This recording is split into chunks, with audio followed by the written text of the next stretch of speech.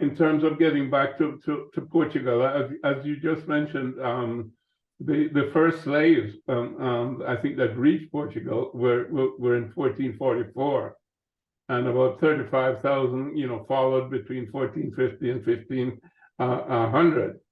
And these slaves were taken to other places such as Spain, Italy, and Sicily. So those initial slaves went to Europe.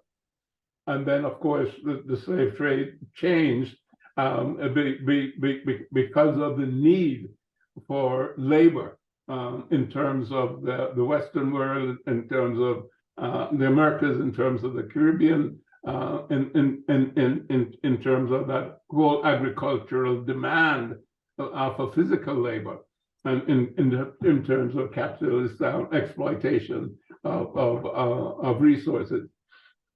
So can you take us through that now, as the Portuguese have started, and then I don't know who followed next, whether it was the Dutch and then the Spanish. Well, certainly I think the Spanish followed, and then the Dutch and the English, and we know it went down the coast from what was called the Slave Coast, which is basically, I think, Ghana, Nigeria, and Senegal, going all the way down, certainly Central Africa through Angola, and all the way down to the Cape. Can you fill us in there? Yes, sir.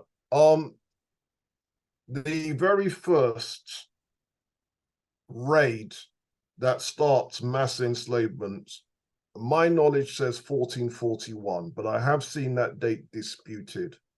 And it was indeed the Portuguese, and they landed on the coast of Morocco, saw some Moroccan citizens and kidnapped them. And then that was the beginnings of it. And then more voyages.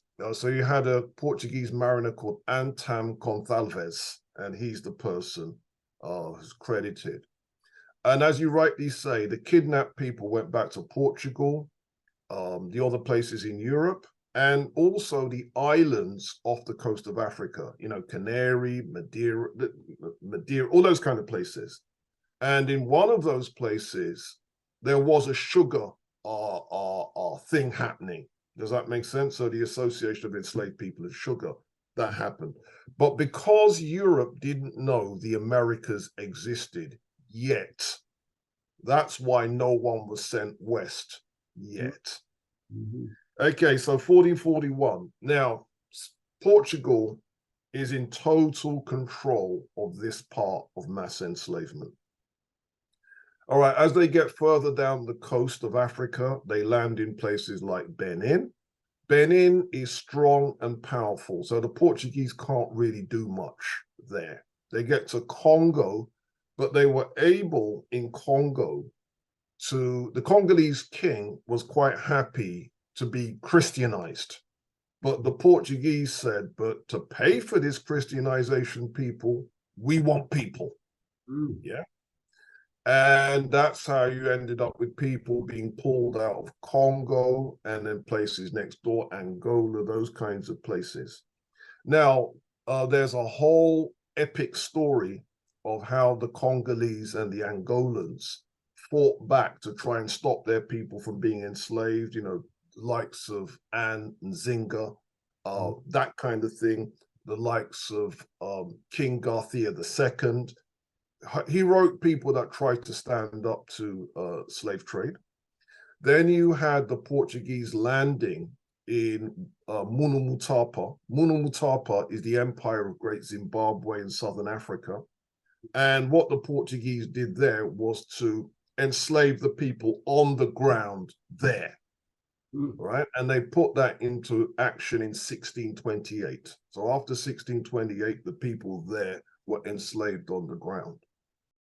Greetings, my name is Robin Walker. I'm also known as the Black History Man. I am perhaps best known for my 2006 book, When We Ruled. Based on this book, I'm launching a new online history course aimed at you, the adults.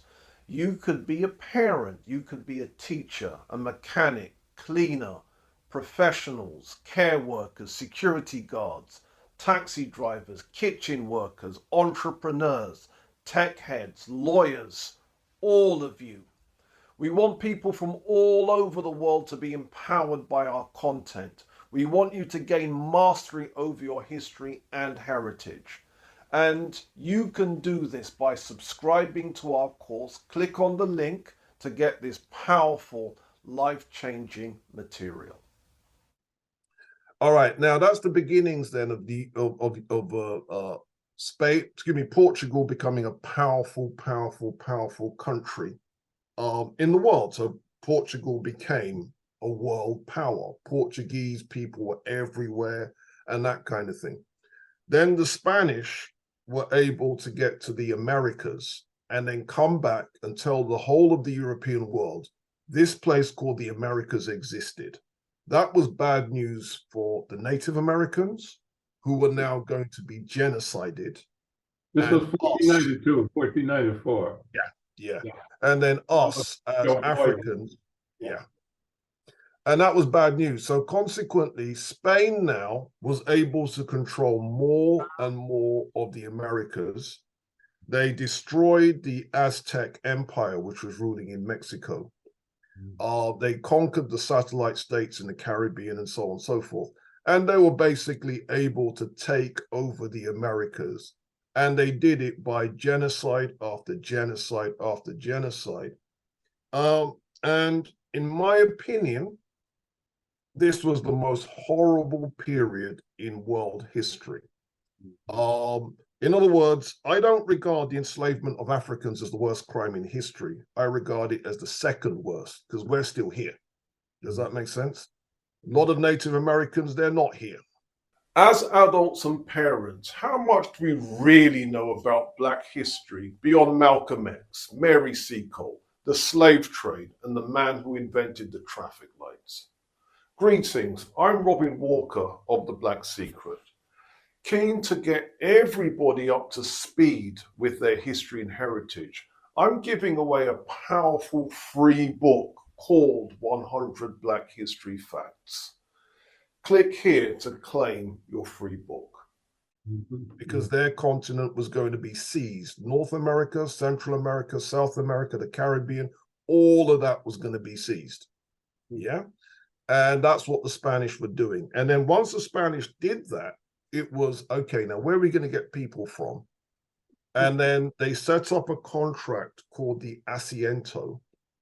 And what the contract did was to control, by monopoly, enslaved people in the Western world.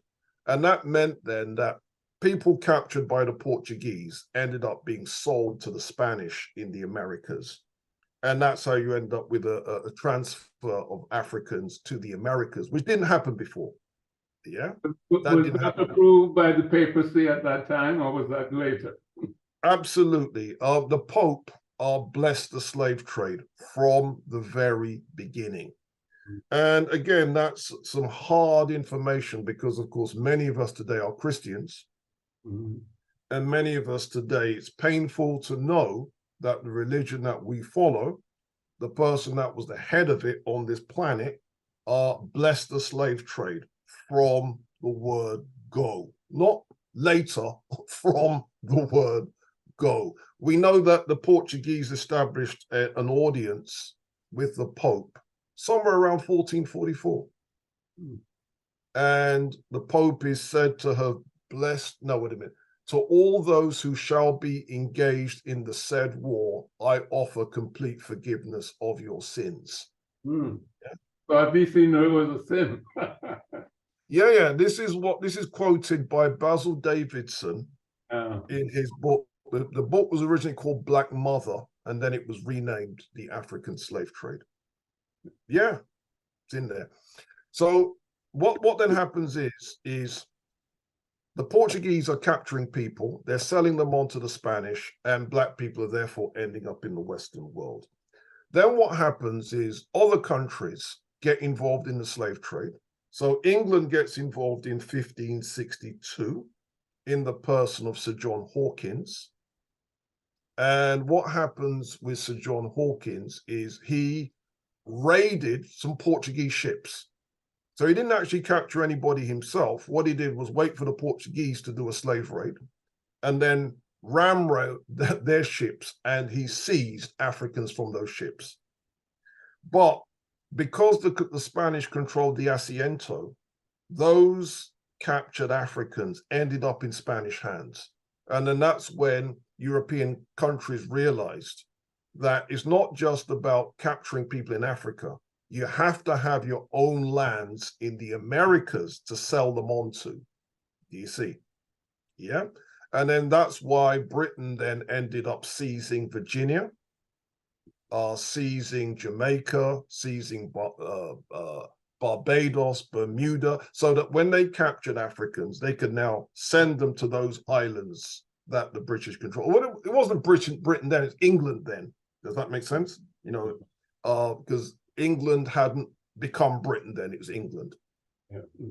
France did the same thing. They seized Louisiana, they seized Martinique, they seized Guadeloupe. The Dutch did the same thing. The Dutch colonized South Africa, 1652. They colonized Brazil. Do you see? Mm-hmm. So a lot of the countries are they're all copying the same model that the Spanish and the Portuguese did, but try to get around the Asiento. And then gradually all these countries are becoming part of the mass enslavement machine, and more Africans are being pulled out of Africa.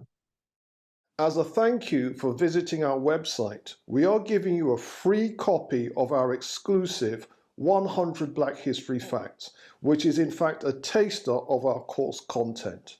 Make sure you leave your email address and we will send it right to you. We hope it inspires you to dig deeper into your history and heritage. There things that I'd like you to investigate, to elaborate on, shall we say. Yeah. Certainly, the Portuguese didn't just come and grab slaves. I mean, they had a superiority in terms of weapons, and clearly also the others. So when they landed and demanded slaves, they were at the same time destroying the countries in which they land in order to kidnap slaves. And I just want to read a little thing here. Sir Richard Burton, the British traveler, calculated that a slave raid to capture, 50 people, destroyed at least 10 villages, each with a population of around 100 to 200 souls. And then when you think of the fact that 15 or 20% of those slaves that were put on ships, died before they got to the other side. And then when you figure, I think somebody has calculated that maybe 15 million reached the Americas, North, South, Central. We're looking at, in excess of 60 million that were taken out of Africa. And those bodies were taken out. And of course, there were young men and women. There were intelligent young men and women, not just people with strong backs, because they would be the pride of the village, etc., etc. And the villages had to be destroyed, meaning that the nations were destroyed that the villages belonged to. So what we're seeing is a destruction of civilization in Africa, a removal of this human resource of enormous proportions. When you look at the total population of Africa at that time, I don't know, it may have been, 300 million? I don't know if you know those type of figures, but probably at least a quarter or more of the population of Africa was displaced because of the slave trade. And that's humongous in terms of African development. And we're not going to get into the change in terms of customs, because we'll do that when we get to colonialism. But this is just physical violence and terror and disruption of the civilizations at that point in time. Can you go deeper into that for us? How they were able to convince other Africans, shall we say, to sell their brothers and sisters or the next village into slavery. Yeah, let me answer that. Mass enslavement began as kidnapping, but then it evolved into trade. And how it evolved into trade was, once you've got some Black people under your control because you've enslaved them, you can use those people to do raids on other groups of people, and they can't say no because they're enslaved. And then once you've got A raiding B, B now has to get arms to protect themselves from being raided. And then C needs to get arms to protect themselves just in case anything goes down. And then gradually you get this arms race. And then you'll get Europeans coming in to say, okay, you need arms. We can give you arms, but the deal is we want people. And so that results in what they call the enslaved people being sold for guns cycle. And that kind of thing ended up, so you ended up with African nations fighting each other, fighting each other, fighting each other. One side winning, one side losing, the other side winning, the other side losing. And meanwhile, people are disappearing. And then you get, in some situations, some ethnicities disappear entirely because the people are either dead or they flee. And the ones that flee end up joining other ethnicities. And what that means is a lot of people in Africa who think, well, I'm Yoruba. Chances are some of your ancestors are Yorubas. Some of them would have been people fleeing from elsewhere that ended up marrying in to your ethnic group. Do you see? So what happened is that was happening galore in Africa. Then you also have the de-civilization process that happens, where some people end up living in swamps, living in caves, living on hills, because that's the safest place to be, to make sure you're not slave raided. You also have this mentality of distrust of any new Africans coming into your area, because you don't know whether they are genuine refugees or whether they are agents sent there by European, or in some cases Arab enslavers to capture you. So you can't trust nobody. And this mentality of exclusivism and distrust is the beginnings of modern tribalism. So we can trace a lot of tribalism back to what happened during that period. Also, people living in swamps, people living on hills, people living in caves, you keep them separate enough for long enough, they end up speaking a different dialect to everybody else. And then this is how you end up with a multiplicity of languages and dialects. Do you see? And then, you know, there's a whole process of what happens, you know, once the people are de-civilized. You know that you've got different names, you know, baker, cook, that kind of thing, hunter. If the bakers end up on a ship, on a slave ship, that means that bread making in your area disappears. If the cooks end up on a slave ship, your cuisine disappears. If your tailors end up on a slave ship, your textiles disappear. And if these things disappear, you're going to have to buy them from somebody else. And if their trade route gets disrupted by slavery, you starve, you do without. And if you do without, that's the culture, that's your civilization declining. And that was going on all over Africa.